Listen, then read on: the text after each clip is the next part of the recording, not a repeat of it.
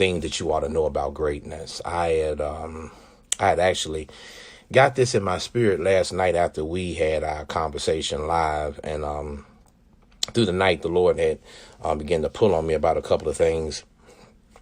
And this morning, when I was posting some of my yesteryear's memories, it kind of let me see a snapshot of where I have been and where God is trying to get me to see that he wants me to be.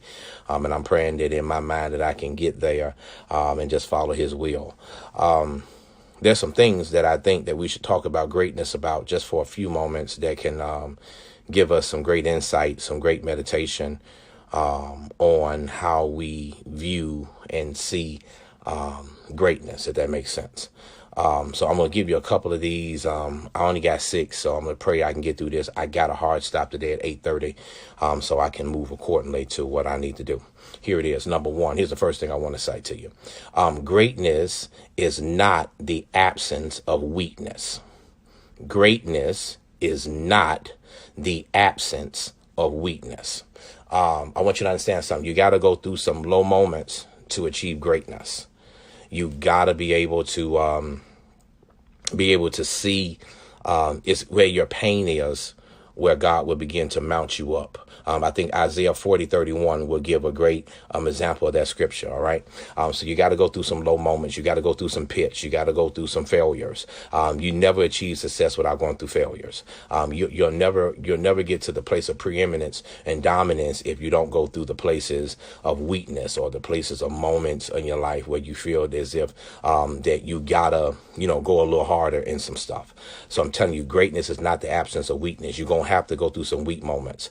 You're going to have to go through some struggling moments. You're going to have to go through some places in your life where you have to then begin to say to yourself, I got to bounce back from this.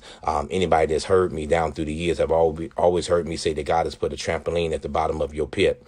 So God will always make sure that you will bounce back even stronger, more harder than where you were when you first started. So greatness is not the absence of weakness. That's number 1. Here's number 2. All men, women fail, but the great ones get back up. I want to speak a word over all of you that's listening to me this morning. I want you to understand whether you fail and how many times you fail, God is going to allow you to get back up again. I want to say this to you, and I pray that you'll receive what I'm about to give you. Watch this here.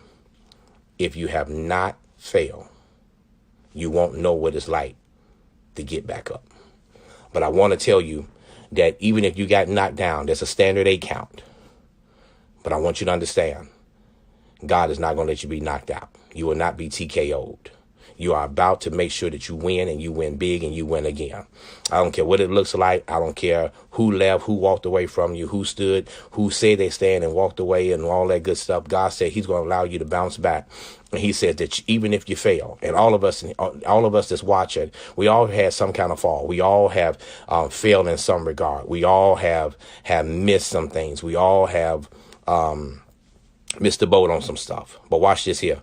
When you know that you're great and you know that you're powerful, you begin to realize that you're going to get back up. You got to get back up. You got to get back up. And getting back up is going to be very good for you. It's going to be very powerful for you. It's going to be very insightful for you. You have no choice but to get back up. Here's number 3. Sometimes your leaders, your covering, or your parents will see greatness even when the kids ignore it. I wish I'm talking to somebody. Have you ever seen greatness on somebody and they don't even see it in their own self? Have you ever seen somebody that say, hey, look here, you can become even greater. You can become even more powerful. You can become even more insightful. And then you find out that even your own kids or the people who you're talking to don't believe it. Matter of fact, let me go ahead and remix it. How many times have people said that they see greatness on your life and you deny it? And you say, no, you ain't talking to me. No, that you couldn't be talking to me. You couldn't be saying me. That's because God is saying that I'm getting ready to allow you to no longer be ignored in this season. You're about to get what God has got coming for you. I think I put it up yesterday. Stop looking for what's already looking for you. It's about to find you. Here's number 4. Hope you're ready for this. What you respect, you will attract. What you respect, you will attract. What you respect, you will attract.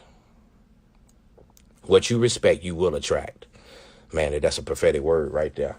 I spoke that over my life. What you respect, you will attract.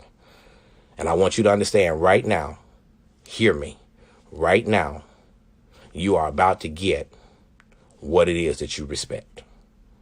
So whatever it is that you respect, you about to get it. You about to get it.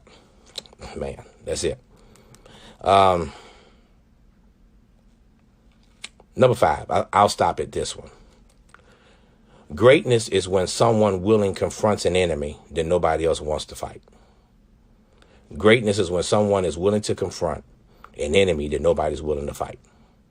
Hear me loud and clear. You are about to defeat your Goliath. Whatever giant that's in your way, you are getting ready to defeat it. Whatever giant is standing in your midst, you're about to defeat it. That's all I got, y'all. Have an amazing day.